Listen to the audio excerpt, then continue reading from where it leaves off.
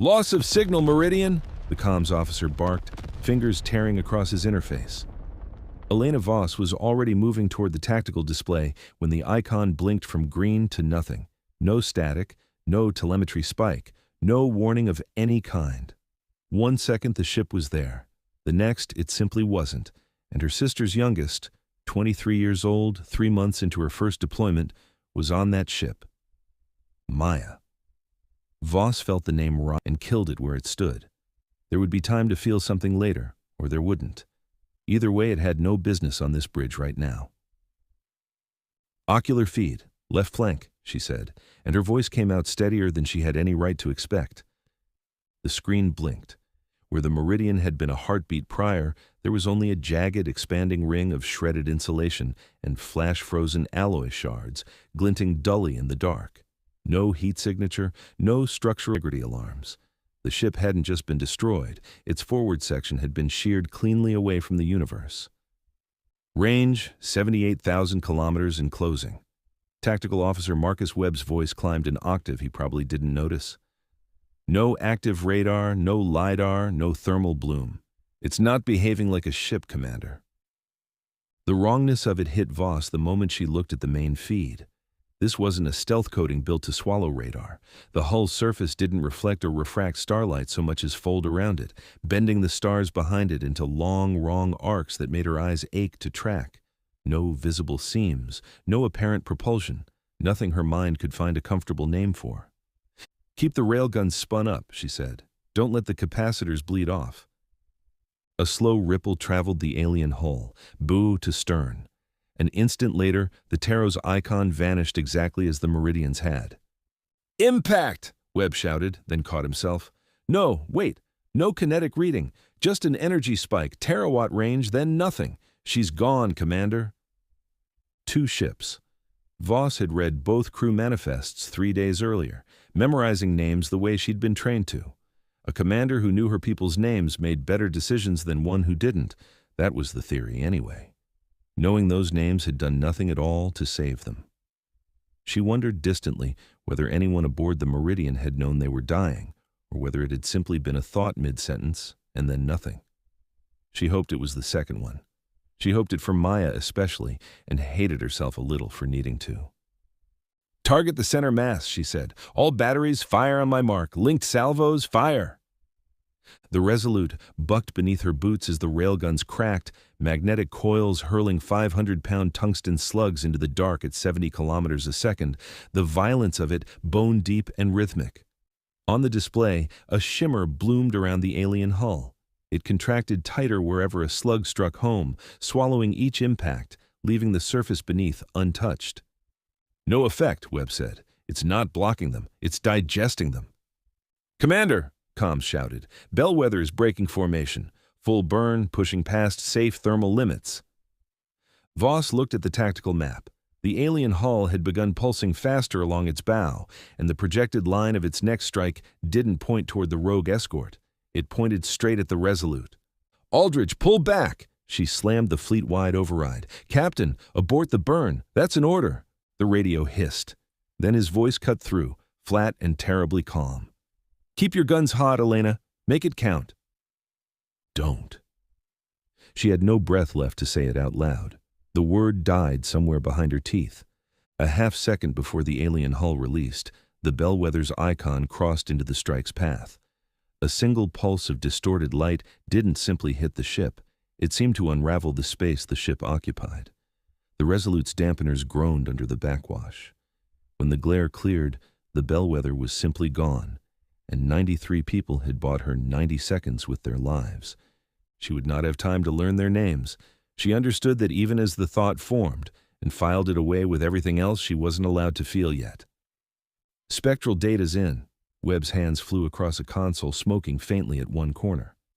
"That shield's not static. It's resonating. 40 to 42 gigahertz. It's breaking matter down to displace it." "It's not armor." Voss said it slowly, the shape of the idea arriving before the words did. "It's a gate. A gate that has to process whatever hits it."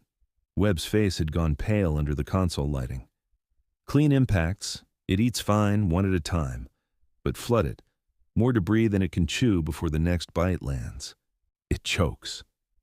"All batteries, chain fire, 0 interval," Voss said into the comms mic. "Every gun onto a single coordinate, the bow weapon mount. Fire!" The order should have killed the guns outright.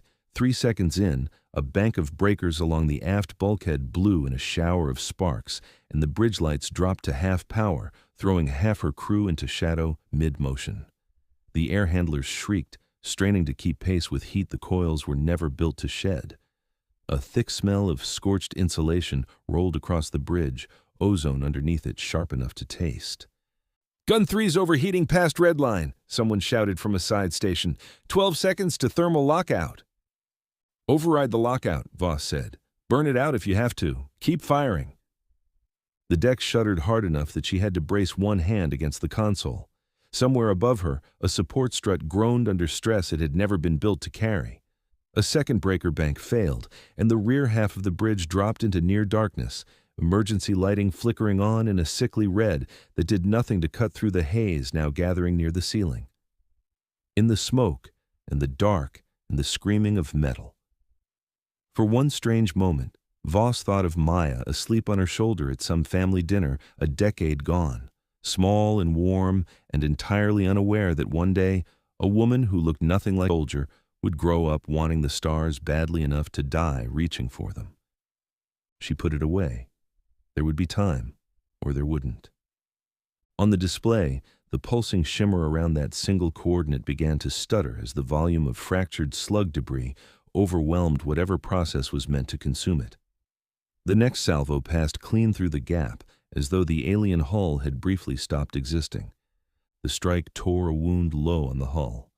What came pouring out was not gas.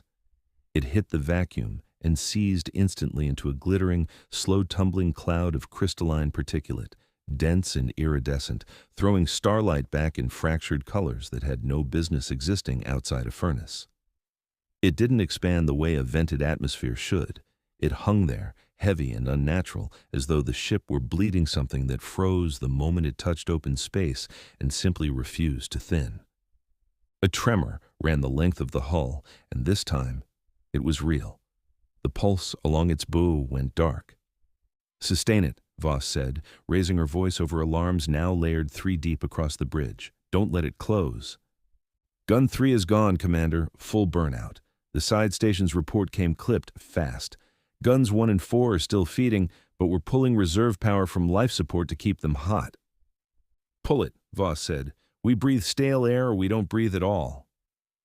Light flared along the alien hull's length, layered and strange, nothing like a simple engine burn, and for one sickening moment, Voss was certain it would fold itself away entirely, back into whatever had spat it out.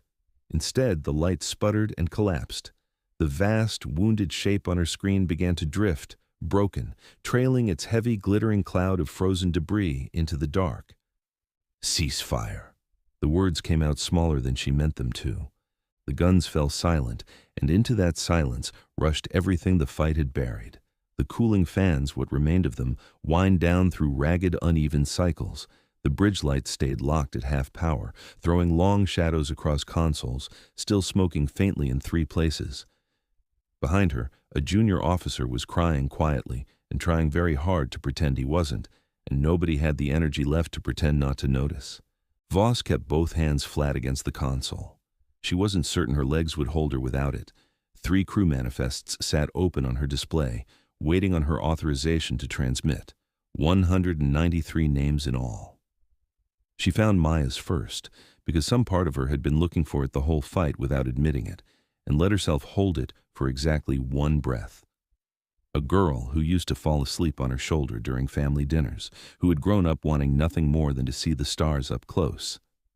Then she straightened. The ship was still half dark and bleeding power, and there was no one left above her to give the next order.